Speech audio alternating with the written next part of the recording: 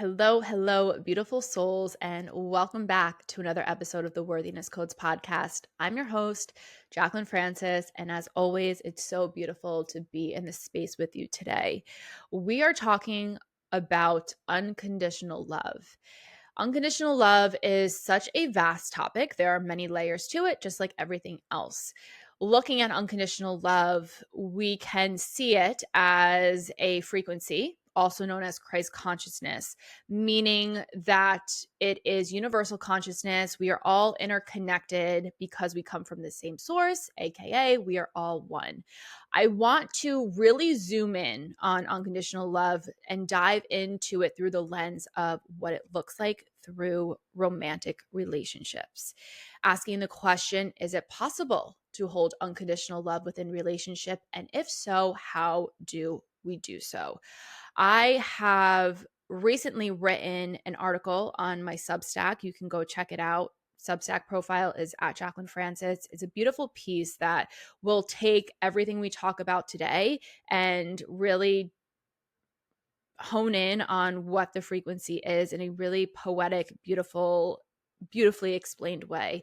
So go ahead, give me a follow on Substack. I'm really shifting away from social media and only moving with intention, only moving from my heart. When I feel called to sharing something, I will post it.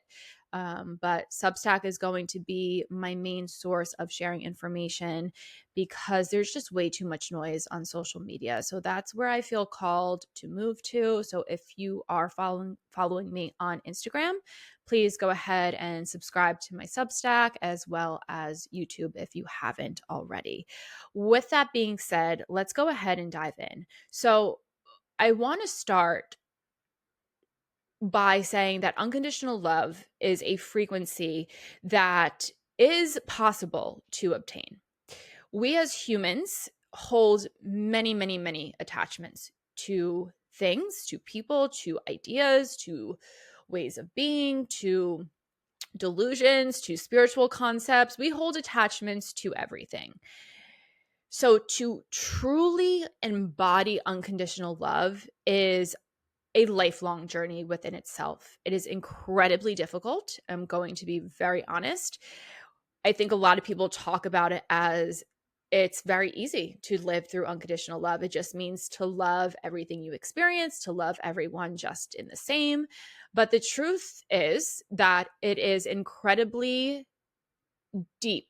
It takes a lot of inner work. It takes a lot of detachment and understanding and spiritual awareness, self-awareness, and truth to get to this place.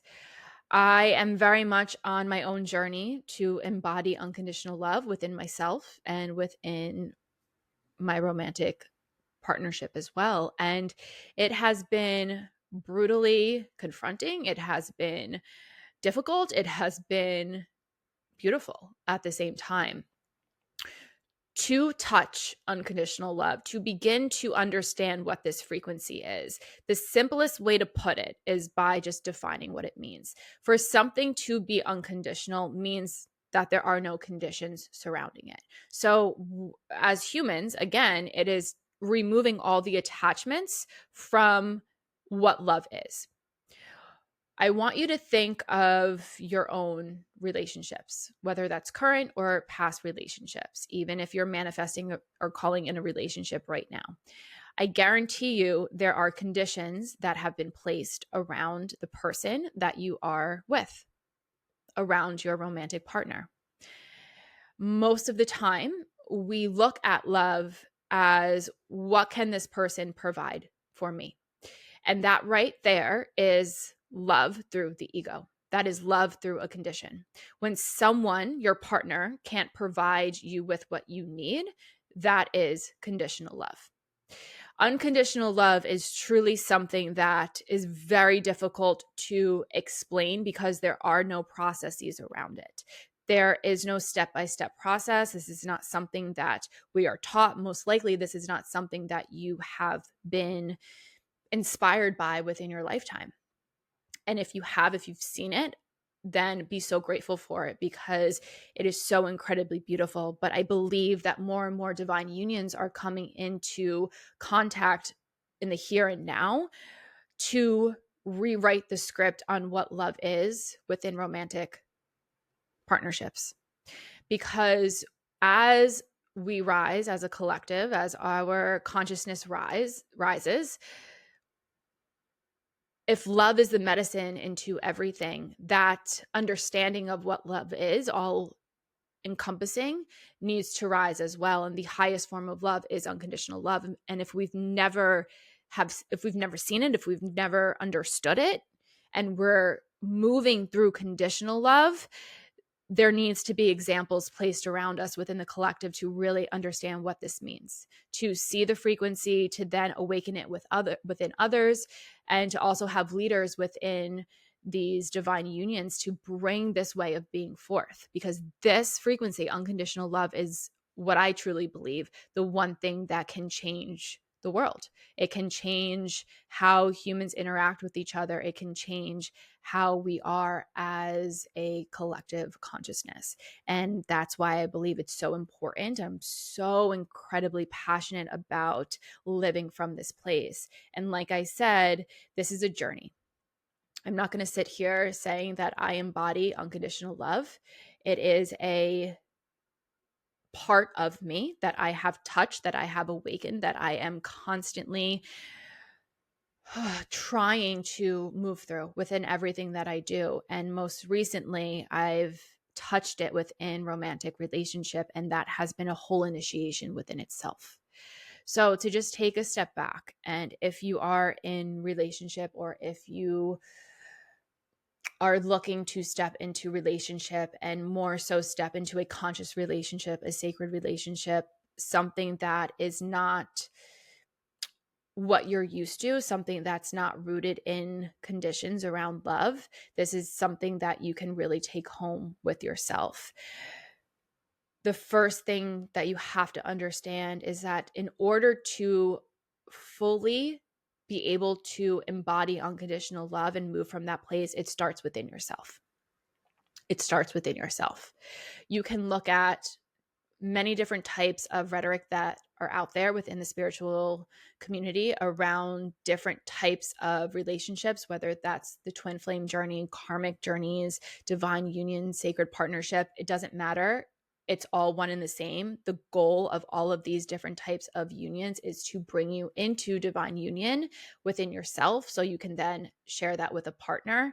It's just a different way of getting there. I think it truly depends on your soul's personal evolution and where your soul is sitting within the journey that you are on within this lifetime.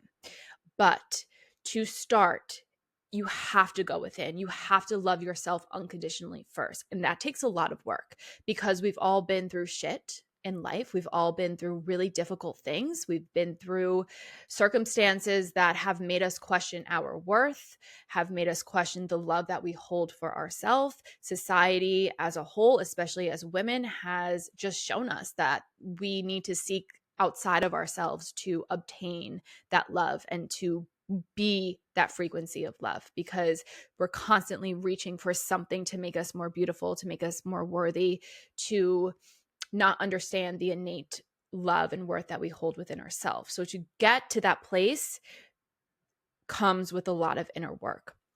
It's a practice of self-love. It's a practice of healing trauma. It's a practice of healing ancestral wounding. It's a practice of detaching from patterns and old ways of being. Now, to do all of this work, I always put it back in the listener's hands, in your hands, however you feel called to do the work. If it's sitting with yourself and moving through it within meditation, moving through it through inner alchemy, sitting with plant medicine, sitting with healers, with whatever calls to you, a therapist, it doesn't matter, right? The inner work is unique because it has to resonate with you in order for you to actually feel comfortable and feel confident within yourself to clear away the clutter, to then get to the place of your core of your soul, which is rooted in love. So to hold unconditional love for yourself is really having love for all that you are and all that you've been through. To look at your trauma, to say, I see you, to not be victim to it, to forgive, to move through it, and to allow that frequency to be part of you and only seeing love within it. The same goes for self-image. The same goes for mistakes you've made in the past. It's allowing yourself to see things for what the experience was, to feel all of the discomfort, pain, suffering, hurt that comes with that, and to transmute it into love. Again, that way of doing it depends on what feels comfortable for you, but that is the only way, truly the only way, that you can obtain a true frequency of unconditional love. And again, I say it's the only way. Some people come here and they're much lighter beings than others. They have less karma. Their soul is more evolved. It doesn't matter. We don't need to compare. Everyone has their own unique blueprint. So getting to that point of unconditional love will look differently for everyone, but it is aligning to your truth. And it's knowing that, okay, I've tapped into that frequency of unconditional love. I can feel it. I can feel it within myself. I can feel it through how I'm seeing life, how I'm moving through life, how I'm handling difficult things that come my way, how I'm treating others. And once you fully understand that, that's the awakening process within this frequency. Again, it's a journey, because the energy of unconditional love has no bounds, is an infinite frequency, just like you're an infinite being. There's always going to be layers to peel back. So there is no end goal to, or end point to, embodying unconditional love. So know that yes, it can be awakened and you will feel it, because you begin to see yourself, others, and life very differently. And when you embody it, nothing is the same. The way you moved through life prior is very, very different. So now, once you begin to really feel those spaces within you that hold unconditional love, you'll be able to take that unconditional love that you have for yourself and apply it to your romantic relationships. This is an ultimate test for how tuned into your heart you are, how tuned into this frequency of unconditional love you truly are. Because when there is someone in front of you, especially in sacred relationship, in conscious relationship, however you want to call it, that person is going to be a mirror for your deepest wounding. They're going to bring up all of the junk, we can call it, that's within you that you haven't been able to see on your own. They are there to help you unearth all of that so you can begin to love it and transmute it into unconditional love. While at the same time, you doing the same for them is an invitation to deepen that unconditional love, to detach from judgment, to hold more compassion, to let go of any conditions that have in the past or currently surround that partner, that are held within that romantic container. Because it's not about what does this person provide for me, it's who is this person at their truest form, their truest essence, and how can I love that unconditionally while allowing them to get to the place of their truth. Because again, when you step into sacred relationship, your soul has to be at a certain point in its evolution, because people who are not ready for this type of partnership will not receive it. If everything is energy, if we all attract a similar frequency, the two people that come into these types of unions are ready to walk this path. And it's part of your journey. It's part of your mission. It's part of why you are here. And like life, it's a journey. You will have different relationships before ending up at this point, because your soul has to learn lessons before getting here. And again, I know I've said it before, everyone's journey is different. So there is no right or wrong. That's why I truly believe that we are not meant to attach onto these spiritual theories around twin flames and karmics and giving specific titles to types of relationships. And though, yeah, they are true and there is validity in all of it, there are lessons in all of them. Again, when you attach to it, it takes away from you knowing your own truth and your own power and allowing yourself to be fully present in what you're experiencing in the here and now. And it's only when you're able to experience fully from a place of surrender, from a place of being rooted in the now, from a place of your own truth, that you'll be able to further unlock the frequency of unconditional love and embody that, because there's no conditions that are tying you to a specific narrative. You're focused on what's right in front of you, and it will be unique to every single person. So only you will know what's happening within your romantic relationships. But to really take that unconditional love that you have for yourself and apply it to another person, it is rooted in detachment. That is the biggest piece of advice that I can give. It's detaching from old ways of being, old ways of showing up in relationships. It's detaching from specific narratives and scripts and ideals that you have about this person, the way that you think they should be or how they should react or what they can give to you and how you want your life to look. It's releasing judgment. It's truly just moving through the heart. And it's so different than anything that I'm sure you've experienced before. Because when we are in relationships with others, when we're in a romantic relationship, so much of the time do we have a vision of what this person is supposed to be like. And I can't speak on behalf of everyone. I can't speak on behalf of men, but I know as a woman, and I know other women can relate to this, is we so often date for potential. We date because we know what a man is capable of, and we'll date for that version. And that version doesn't even exist. Even though we want to believe that he exists, it doesn't exist because it's not present in the here and now.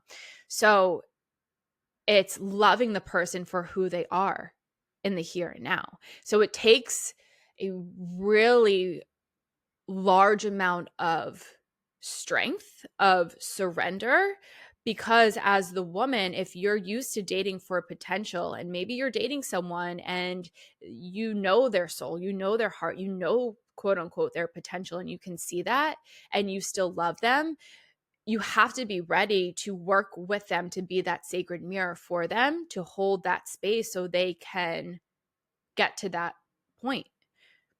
So it's a very different way of moving through quote unquote potential, because it's not, I don't like to look at it as potential. I like to look at it as truth.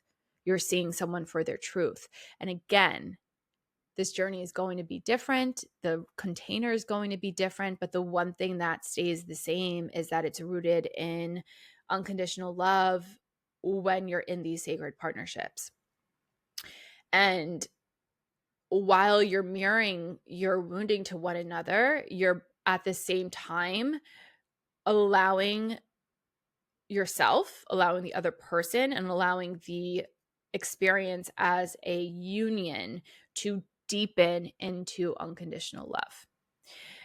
But it takes awareness, it takes patience, it takes trust, it takes really knowing your truth and moving from a place where you can see things for what they are at a much deeper level.